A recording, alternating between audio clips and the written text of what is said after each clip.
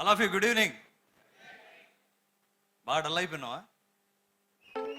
బాగా బాగా ఎంకరేజ్మెంట్ ఉంది కానీ డల్గా ఉంది మనం. Good evening. నా పేరు మాల్యాద్రి అండి.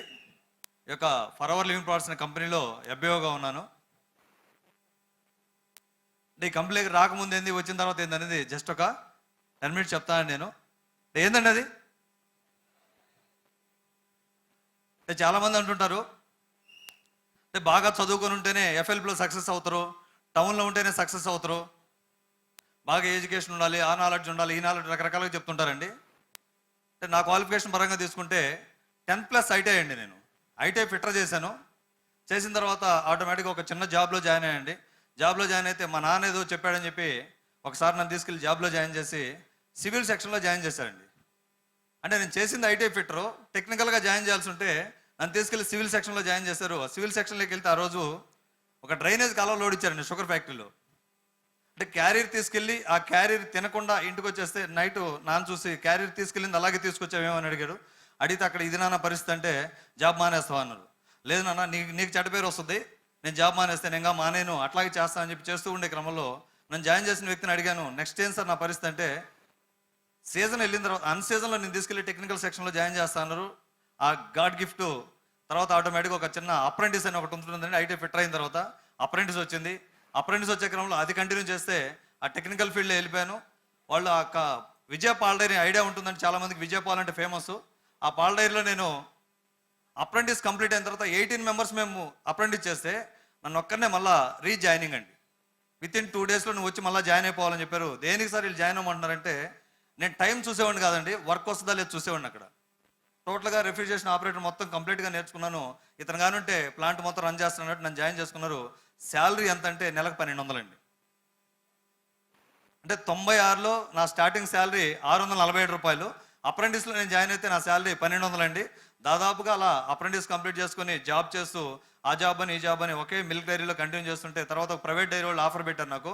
ఏమైనా ఆఫర్ పెట్టారంటే, మాకు ఒక రెఫ్రిజరేషన్ ఆపరేటర్ కానీ ఉంటే నెలకు 3000 రూపాయలు శాలరీ ఇస్తాం అని చెప్పి మా సీనియర్కి ఒక ఆయన చెప్తే, ఆయన నా దగ్గరికి వచ్చి, మాల్యాద్రి గారు నువ్వైతే వాళ్ళకి కరెక్ట్, నువ్వు వెళ్ళి ఇంటర్వ్యూకి వెళ్ళంటే అక్కడికి వెళ్ళానండి. దాదాపు 5 kilometers సైకిల్ వేసుకుని వెళ్ళాను.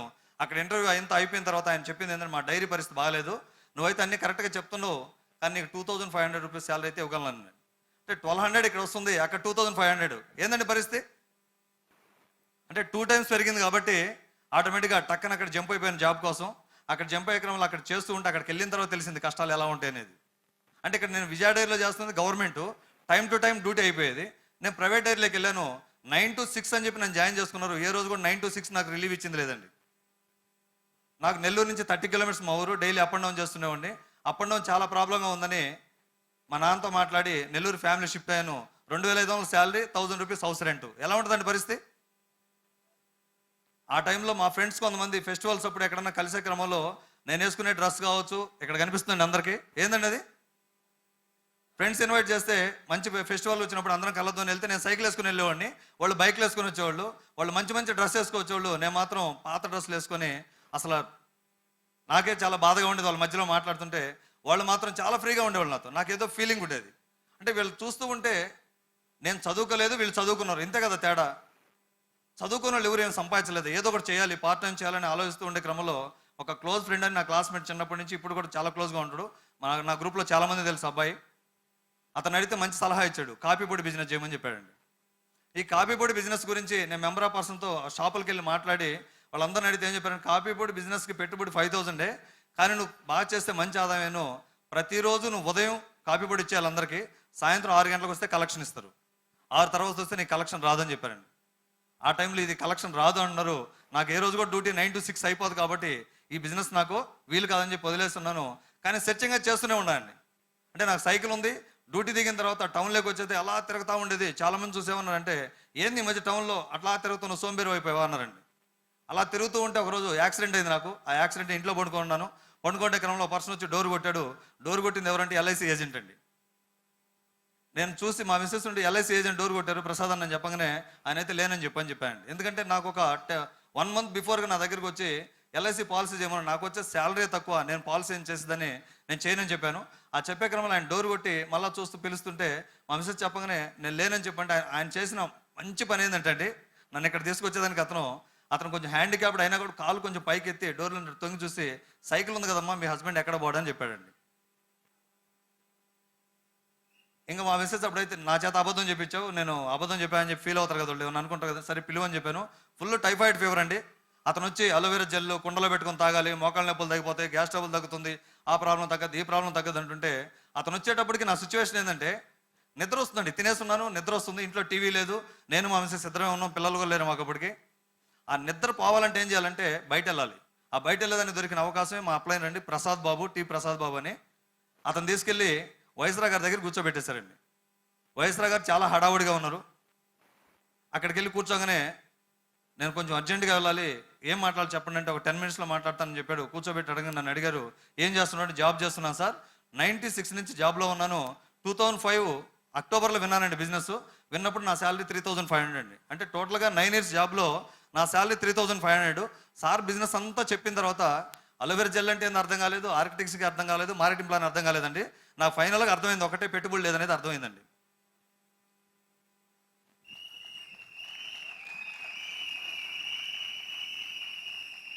ఓకే, థ్యాంక్ యూ అండి. పెట్టుబడి లేనటువంటి బిజినెస్ కాబట్టి, సార్ నేనేం తీసుకురావాలి సార్ ప్రూఫ్స్ అన్నానండి. అప్లికేషన్ ఫిల్అప్ చేయాలంటే 5 రూపాయలు అని చెప్పారండి. అంటే నేను అప్లికేషన్ సైన్అప్ చేసినప్పుడు అప్లికేషన్ కాస్ట్ 5 రూపీస్ అండి. సార్ 5 రూపీస్ కూడా నా దగ్గర లేదన్నా. ఎందుకంటే నా పరిస్థితి 5 రూపాయలు కాదు కదండి, సైకిల్ పంచర్ అయితే వేసుకునే పరిస్థితి కాదనమాట. ఆడ వచ్చే శాలరీతో హౌస్ రెంట్, నేను మా మిసెస్ బతికైతే చాలా కష్టంగా ఉండేది. ఆ టైంలో నేను ఫర్ అవర్లో నేను కోరుకున్న ఇన్కమ్ ఏంటంటే, నెలకి 1000 రూపాయలు వస్తే చాలని ఫర్ అవర్లో సైన్అప్ చేశాను. అంటే ఆల్రెడీ 3500 నాకు అక్కడ వస్తుంది, 1000 రూపీస్ ఎక్కువ వస్తే చాలు, ఆటోమేటిక్గా నెలకు ఒక సినిమాకి మా మిసెస్ని తీసుకుని వెళ్ళొచ్చు, ఏమన్నా కావాలంటే కొనుక్కోవచ్చు అని ఒక ఉద్దేశంతో 1000 రూపాయల కోసం అప్లికేషన్ సైన్అప్ చేస్తే, మా సీనియర్ నాకు చెప్పిన మాట ఏంటంటే, ఆయన మీటింగ్ జరిగేటప్పుడు వచ్చి వింటుండని చెప్పాడండి. ఆ మీటింగ్స్కి అటెండ్ అవుతుంటే నా పేరు ఏంటంటే లేట్ కమర్ అండి.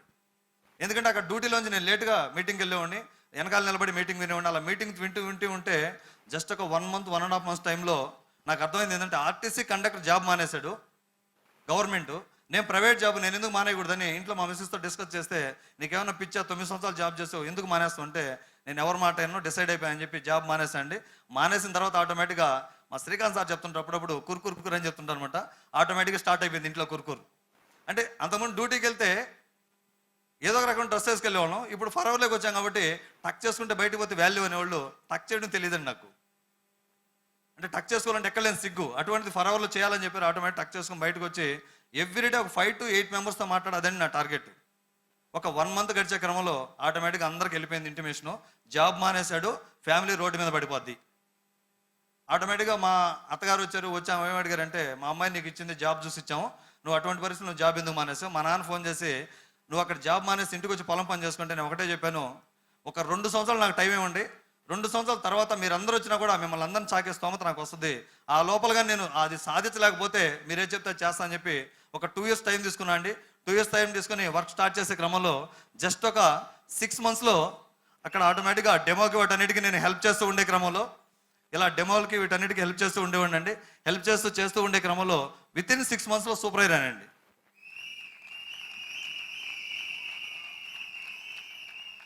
సూపర్ అయినటువంటి ఆ మంత్ నుంచి ఏ మంత్ కూడా నాకు 6000 కానీ 7000 కానీ ఇన్కమ్ తగ్గేది కాదు. ఇలా వస్తూ ఉంటే మా ఇంట్లో వాళ్ళు అనేది, దాదాపు నువ్వు 6 నెలల్లో నెలకు 2000 3000 ఎలా సంపాదించావు, ఇప్పుడు 6000 వచ్చింది, ఇదే గొప్ప అన్నారు. ప్రతి నెల ఇదే వస్తుంది, ఎంతకన్నా పెరుగుతూ ఉంటుందని చెప్పి ఆటోమేటిక్గా నాకు వచ్చిన ఇన్కంలో 3500 మాత్రం ఇంట్లో ఇచ్చేది, మిగిలిన అమౌంట్ నా దగ్గర పెట్టుకునేదండి. ఎందుకంటే ఫోన్ బిల్లు, బుక్స్ అవి కొనేదానికి ఇలా పెట్టుకొని ఇలా చేస్తూ ఉండే క్రమంలో 2007 అక్టోబర్లో మేనేజర్ అండి.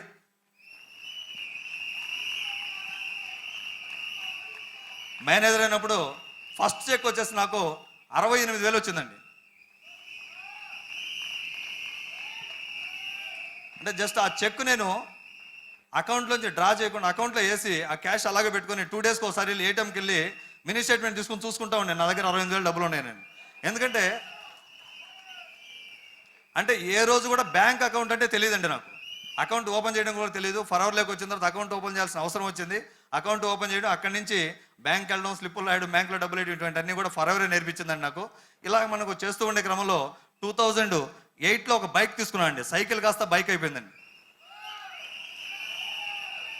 For hour living products company నాకు ఫర్ అవర్లో ఒక మంచి లైఫ్ స్టైల్ ఇస్తూ ఒక బాబుని కూడా ఇచ్చిందండి. దాదాపు 7 years పిల్లలు లేని ప్రాబ్లం ఉంది. ఈ ప్రోడక్ట్ వాడే క్రమంలో మాకు ఒక బాబు పుట్టడం జరిగిందండి. చాలా హెల్తీ బాబు అండి.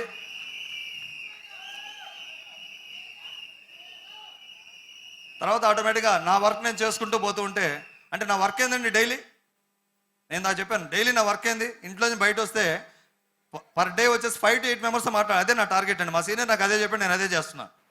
రెగ్యులర్గా మీటింగ్ అటెండ్ అవ్వాలి, అది చేయాలని చెప్పారండి. రెగ్యులర్గా నా పని ఏంటంటే టీం ద్వారా కావచ్చు, నా డైరెక్ట్ కావచ్చు, రోజులో ఒక 5 నుంచి 8 మందితో ప్రోడక్ట్ చెప్పడం కానీ బిజినెస్ చెప్పడం కానీ చేస్తూ ఉండే క్రమంలో 2010లో సీనియర్ మేనేజర్ అండి. దాదాపు ఇది హైటెక్స్లో జరిగింది. నేను ఎప్పుడన్నా హైదరాబాద్ వచ్చి ఫర్ వర్క్ మీద హైదరాబాద్ వచ్చినప్పుడు హైటెక్స్ పక్కన పోతుంటే లోపల పోవాలంటే టికెట్ ఎంత ఉంటుందని ఆలోచిస్తూ వెళ్ళే ఉండండి. కానీ ఆ సీనియర్ మేనేజర్ అయ్యే క్రమంలో ఫ్రీగా లోపలికి వెళ్ళి ఆ రోజు రెక్స్ గారితో డిన్నర్ ఉండింది, మధ్యాహ్నం లంచ్ ఉండిందండి. టోటల్గా దాదాపు 11 నుంచి నైట్ 11 వరకు అక్కడే ఉన్నామండి హైటెక్స్లో. దానికి వచ్చేసి మా అబ్బాయి, నేను, మా మిస్సెస్, మా సీనియర్ అందరం కూడా అక్కడ రికగ్నైజ్ తీసుకోవడం జరిగింది. సీనియర్ మేనేజర్ తర్వాత ఆటోమేటిక్గా నేను ఒక బైక్ తీసుకుని ఉంటే మా సీనియర్ బైక్ తీసుకున్న రోజు అడిగాను నన్ను, బైక్ తీసుకోవడం కాదు నెక్స్ట్ ఏంది నీ టార్గెట్ అన్నారండి. నెక్స్ట్ ఏమో సార్ నా టార్గెట్ అంటే కార్ అన్న. అంటే అదే సీనియర్ నన్ను అప్లికేషన్ సైన్అప్ చేసిన కొత్తల్లో జనరల్ కూర్చొని అందరూ మాట్లాడుతూ ఉంటే, నువ్వు ఈరోజు ఫర్ అవర్లో సైన్అప్ చేసావు, నువ్వు ఒక 2 years 3 years ఫర్ అవర్ని గట్టిగా కానీ ఇలాగే అని చేస్తూ ఉంటే ఒక కార్ వేసుకొని మీ ఊరికి పోతే నీ లైఫ్ అని చెప్పు అన్నాడు. టక్కన లేసి వెళ్ళిపోయాడు ఆఫీస్లోంచి. నేను ఎందుకు వెళ్ళిపోయాయంటే మా సీనియర్ నాకు చాలా క్లోజ్గా ఉంటారు, పర్సనల్ విషయాలు చెప్తుంటాను, నా ఫ్యామిలీ విషయాలు ఏమంటే సారా చెప్తుంటాను, నాకేమైనా అవసరమైతే ఉపయోగించుకుంటుంటాను. సార్ ఇలా దీనికి సొల్యూషన్ చెప్పండి సార్ అని చెప్తుంటారు. పక్కకి వెళ్ళిపోయేసి ఆఫీస్ క్లోజ్ చేసేటప్పుడు వచ్చాయండి. ఎక్కడికి వెళ్ళామన్నాడు, ఒకటే మాట చెప్పాను నేను సార్కి, మీ కోపం ఉంటే నన్ను తిట్టండి సార్, కొట్టండి, అంతేగాని మీరు కారులో తిరుగుతాను హేళన చేయొద్దని చెప్పాయండి. ఆ రోజు హేళన చేయొద్దు అన్నాను, కానీ 2011లో ఆటోమేటిక్గా ఆ బైక్ కాస్త కారు అయిపోయిందండి. ఇవన్నీ కూడా మేనేజర్ స్ట్రీట్ అండి.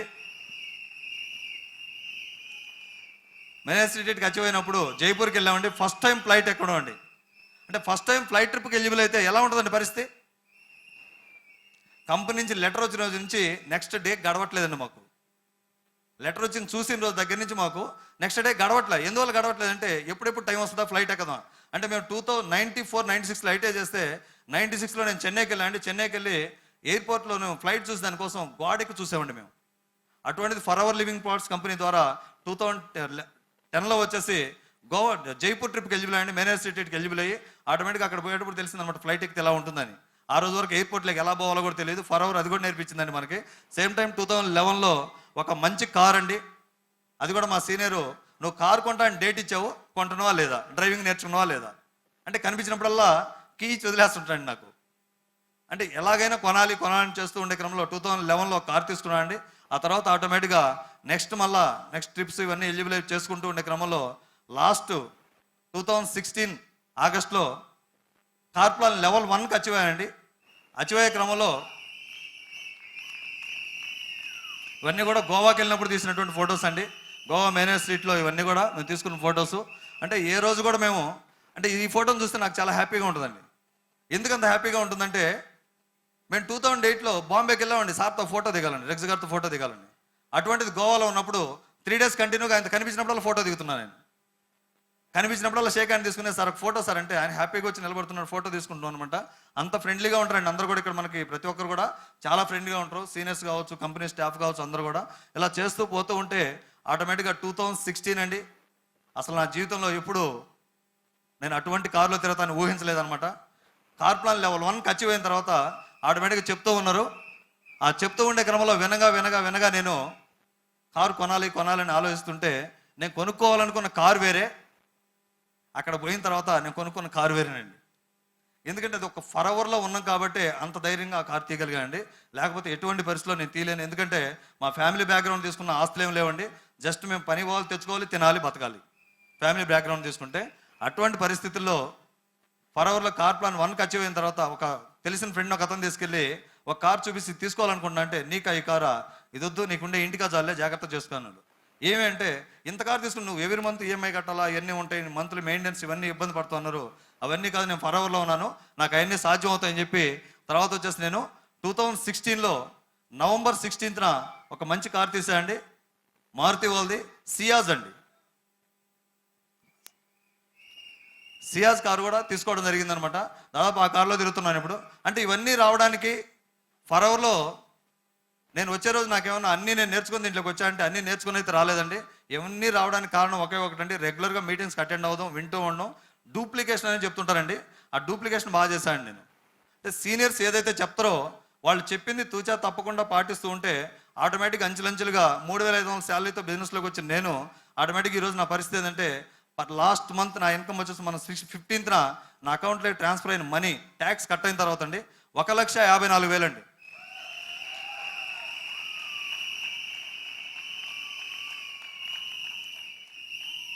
అంటే చాలామంది మా ఫ్రెండ్స్ కొంతమంది అంటుంటారు ఎప్పుడో ఒక నెలలోనే కదా వచ్చేది అంటుంటారు, కానీ నా దగ్గర అన్ని ఎవ్రీ మంత్ బోనస్ రీకాపులు తీసిపెట్టుంటాయండి. ఏ మంత్ తీసుకున్నా గత 1.5 yearగా నాకు ఏ మంత్లో కూడా 1 lakh తగ్గలేదండి.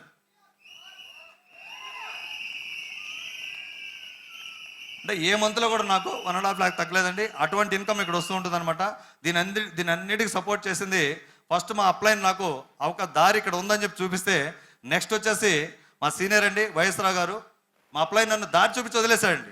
దారి చూపించి వదిలేస్తే ఈ దారిలో ఎలా వెళ్ళాలనేది నేర్పించారు వైఎస్ఆర్ గారు అండి, మా గురువు గారు అని చెప్తుంటాను నేను. చాలా బాగా హెల్ప్ చేశారు నాకు.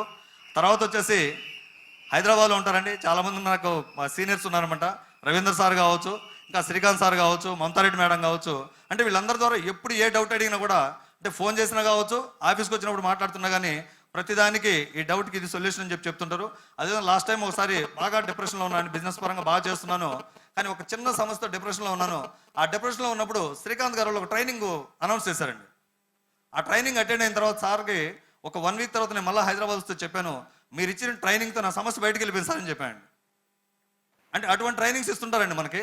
ఈ ట్రైనింగ్స్ అన్నీ చూసి ఆటోమేటిక్ ఈ ట్రైనింగ్స్ అన్నీ చూసుకుంటూ ఎప్పటికప్పుడు మోటివేట్ అవుతూ ఈ యొక్క బిజినెస్ చేస్తూ ఉండే క్రమంలో 3,500 శాలరీతో పనిచేసే నేను with in 10-11 years for hour జర్నీలో 1.5 lakh ఎర్న్ చేసి స్థితికెళ్ళామండి. ఇంకా సేవింగ్స్ పరంగా తీసుకుంటే దాదాపు 50 lakhs సేవింగ్స్ ఉన్నాయండి 10 years ఉన్నాయి.